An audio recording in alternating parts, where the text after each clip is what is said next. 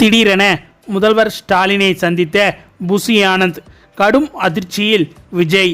தமிழக அரசியலில் பெரும் பரபரப்பு. அதாவது விஜய் கட்சி தொடங்கியதில் இருந்தே அவர் மீது பல்வேறு விமர்சனங்கள் எழுந்து வருகின்றன. அவர் மக்களை சந்திப்பதில்லை, பனையூர் பண்ணையார் வீட்டில் அரசியல் செய்யும் அரசியல்வாதி என்று பல அரசியல் கட்சிகள் விமர்சித்து வருகின்றன.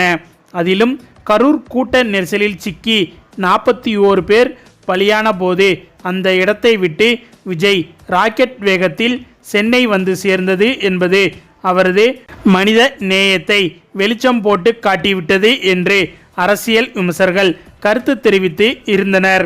மேலும் சம்பவம் நடந்து 3 நாட்கள் கழித்து அறிக்கை வெளியிட்டது. அதன் பிறகு 72 நாட்கள் கழித்து வெளியே வந்தது. மாமல்லபுரத்திற்கு 41 பேரின் குடும்பத்தை அழைத்து ஆறுதல் சொன்னது என தொடர்ந்து விஜய் சர்ச்சைகளில் சிக்கினார். இது எல்லாவற்றிற்கும் மேலாக விஜயின் ஜனநாயகன் படத்திற்கு சென்சார் கிடைக்காமல் சிக்கல் எழுந்தது. இதனால் அந்த படத்தின் தயாரிப்பாளர் கடுமையாக பாதிக்கப்பட்டார். ஆனாலும் விஜய் குரல் கொடுக்கவில்லை. இதனால் தனது சொந்த துறை தனது படத்தின் தயாரிப்பாளருக்காக கூட குரல் கொடுக்காத விஜய் தமிழக மக்களுக்காக அநீதிகளை எப்படி தட்டி கேட்பார் என்று கேள்வி எழுந்தது. ஆனால் அவரோ வழக்கம் போல் எதை பற்றியும் கவலைப்படாமல் அவரது ரூட்டில் சென்று கொண்டிருந்தார். அதுபோல் தூத்துக்குடி மாவட்ட பெண் நிர்வாகி அஜிதா அக்னேல் தனக்கு பதவி கொடுக்காததால் விஜயின் காரை மறித்து முறையிட சென்றார். ஆனால் விஜய் அவரை ஒரு பெண் என்றும் கூட பாராமல் உதாசீனப்படுத்திவிட்டு சென்றார். இதனால் தொடர் மன உளைச்சலால் அந்த பெண் தற்கொலை செய்து கொள்ள முயன்றபோது விஜயோ அல்லது அவர் சொல்லி ஏதாவது ஒரு கட்சி நிர்வாகியோ அஜிதாவை பார்க்க மருத்துவமனைக்கு கூட செல்லவில்லை.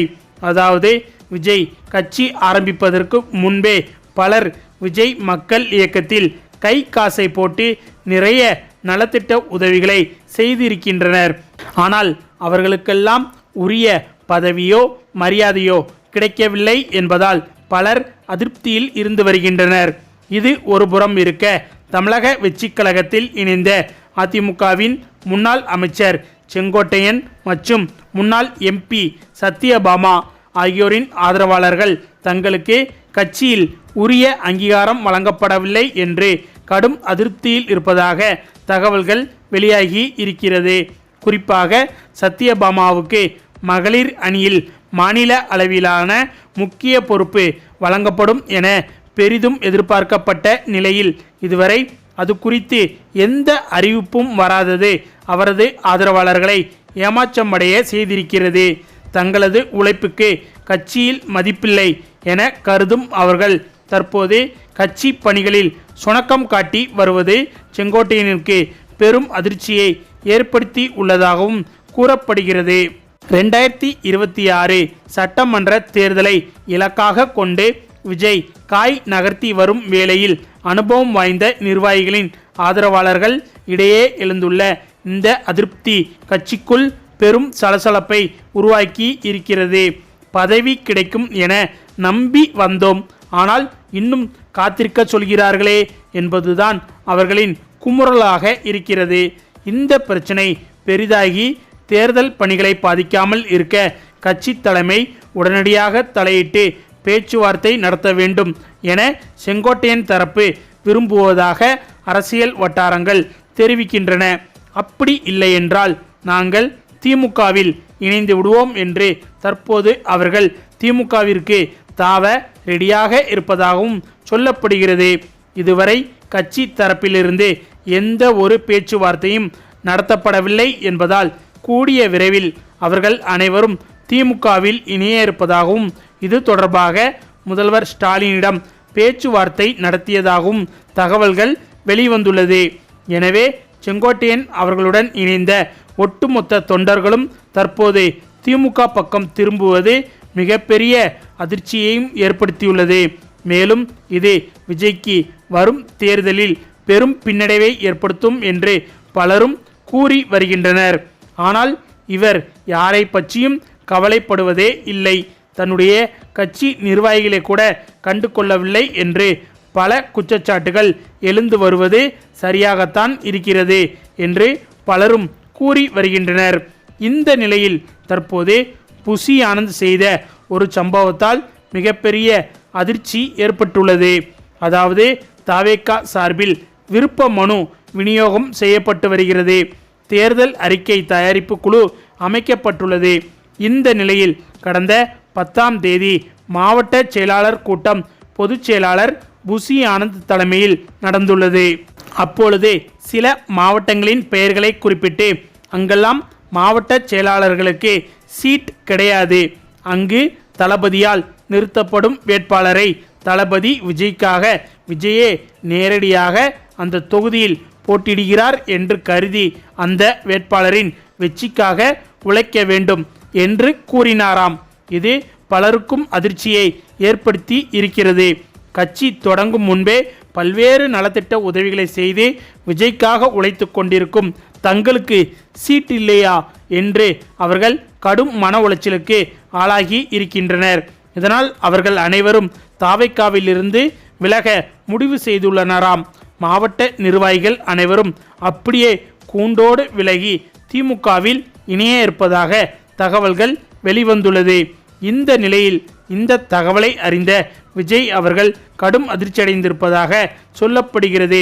மேலும் இந்த செய்தியை அறிந்த விஜய் தற்போது புசி ஆனந்தை அழைத்து மிகவும் கோவப்பட்டு திட்டியதாகவும் சொல்லப்படுகிறது.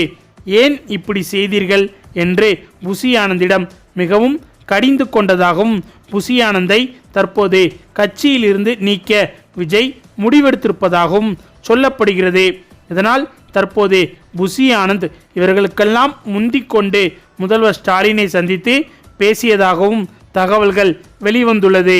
அது மட்டுமின்றி செங்கோட்டையனின் ஆதரவாளர்கள் ஏற்கனவே முதல்வர் ஸ்டாலினை சந்தித்து திமுகவில் இணைவதற்கு பேச்சுவார்த்தை நடத்தினார்கள். அதே போல தற்போது புசி ஆனந்தும் முதல்வர் ஸ்டாலினை தொடர்பு கொண்டு திமுகவில் இணைவதற்கான அடுத்த கட்ட வேலைகளை செய்து வருவதாகவும் சொல்லப்படுகிறது. இதனால் தாவேகாவின் ஒட்டுமொத்த அரசியலும் தலைகீழாக மாறிவிட்டது என்று பலரும் கூறி வருகின்றனர். அதே சமயம் தாவேகா கூடாரமே காலியாகிவிட்டது என்று பலரும் தற்போது புலம்பி வருகின்றனர். இது விஜயின் ரசிகர்களுக்கு மிகப்பெரிய அதிர்ச்சியை ஏற்படுத்தியுள்ளது. இதனால் தற்போது வரும் சட்டமன்ற தேர்தலில் மிகப்பெரிய மாற்றம் ஏற்படலாம் என்று பலரும் கூறி வருகின்றனர். ஏற்கனவே பலரும் தாவேகாவிலிருந்து திமுகவில் இணைந்து விட்டனர்.